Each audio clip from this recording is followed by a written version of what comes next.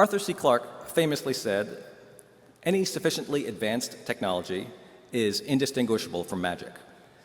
And that statement has been quoted so often that a lot of people treat it as fact.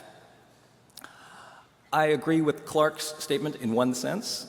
I think that technology will one day enable us to do things that currently seem completely out of reach. However, sometimes people interpret Clarke's statement to mean that there is no fundamental difference between advanced technology and magic. And this is something that I strongly disagree with. Some people say that if you don't understand how something works, it might as well be magic to you. For example, most people have no idea how their smartphones work, so for them, smartphones are basically magical devices. I don't think that this is a useful definition of magic. I don't want to say that radios are magic to some people, but not magic to others. I don't think the criterion for whether something is magic should be whether I can find someone who is baffled by it. In casual conversation, we might use the word magic as a synonym for amazing, but I would like to see if it's possible to come up with some more objective criteria. I often hear the claim that there is no difference between advanced technology and magic when someone is suggesting that the difference between science fiction stories and fantasy stories are purely cosmetic. According to this argument, if a story is set in the future and people carry devices adorned with buttons and blinking LEDs, it's science fiction, and those devices run on imaginary science. But if the same story is set in the past and people carry devices that are adorned with jewels, it's a fantasy story, and those devices run on magic. Now, I'm going to return to discussing science fiction and fantasy later, but for now, I want to address the question of these cosmetic differences. So, let me describe two hypothetical stories to you.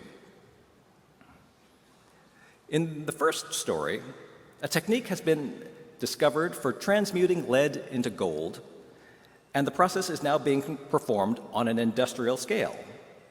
Gold is so cheap that it has ceased to become a symbol of wealth. Gold is used everywhere you need a metal with high conductivity, but it is also used everywhere people previously used lead because gold is non-toxic.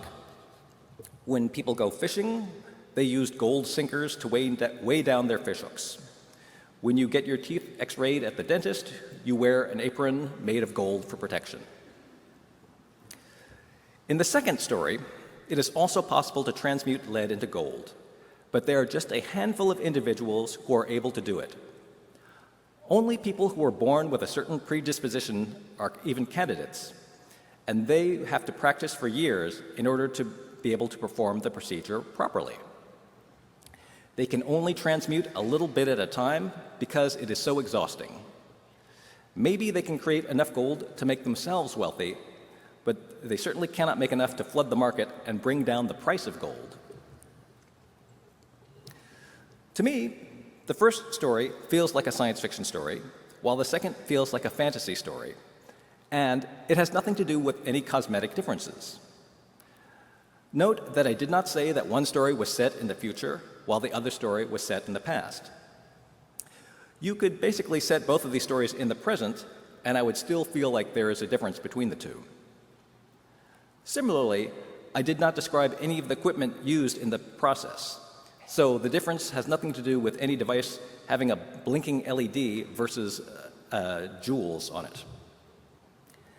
And, of course, the difference is not because I think that one story is possible and the other one is not. In both stories, lead is being turned into gold. While it is theoretically possible to do this using a particle accelerator, it would cost at least $1 quadrillion per ounce. So for the purposes of this discussion, we'll say that both stories are describing the impossible. The reason that these stories feel different to me has to do with the way that these stories treat this impossibility. One feels like it's a story about an imaginary scientific discovery, while the other one feels like it's a story about magic. I think the difference between these stories points to something significant. If I am told that a phenomena is dependent on the practitioner, that makes me think it's magic. Because think of the ways that magic is commonly depicted. Sometimes magic works only for people born with an innate gift. Sometimes magic only works for people who have purified their souls through years of study. Sometimes magic only works for people who have good intentions, or it works differently for different people depending on whether their intentions are good or bad. Sometimes magic requires intense concentration to be effective, or you have to make a sacrifice. None of these things are true of scientific phenomena. When you pass a magnet through a coil of wire, electric current flows no matter who your parents are or whether your intentions are good or bad. You don't have to concentrate hard or offer a sacrifice in order for a light bulb to turn on. Electricity doesn't care. One of the central criteria for a scientific result is that it is reproducible, that it can be recreated anywhere by anyone. It does not depend on any specific person's presence or participation. If an experiment only works when one particular person conducts it, then we discard that data as spurious. When radio waves were first discovered, they might have seemed like magic to the casual observer, and the scientists who first transmitted messages via radio might have seemed like wizards because they were able to communicate over long distances using an invisible medium.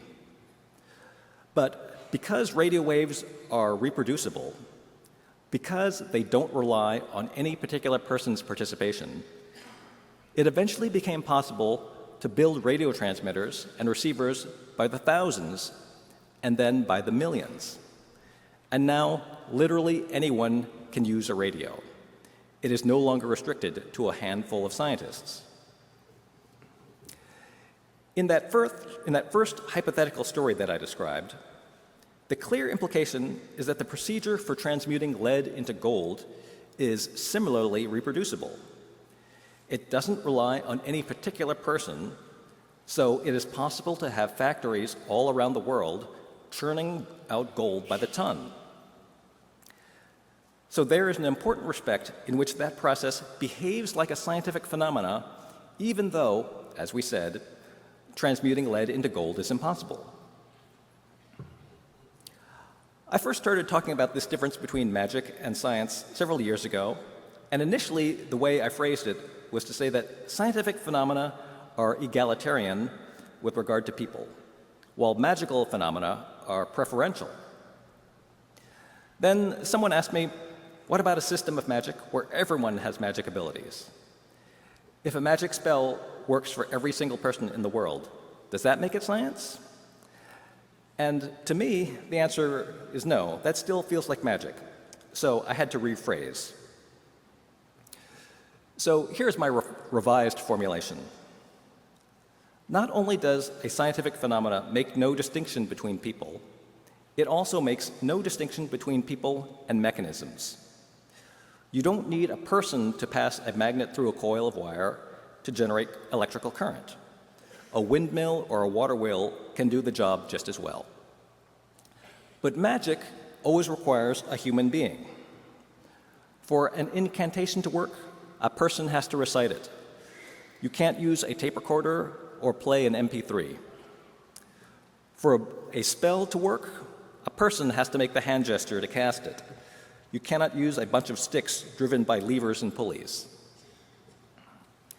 Here's another way to say it. Magic is evidence that the universe knows that you're a person. Magic is an indication that the universe recognizes that people are different from things and that you are an individual who is different from other people. Sometimes people say that the scientist's way of viewing the world is cold and impersonal.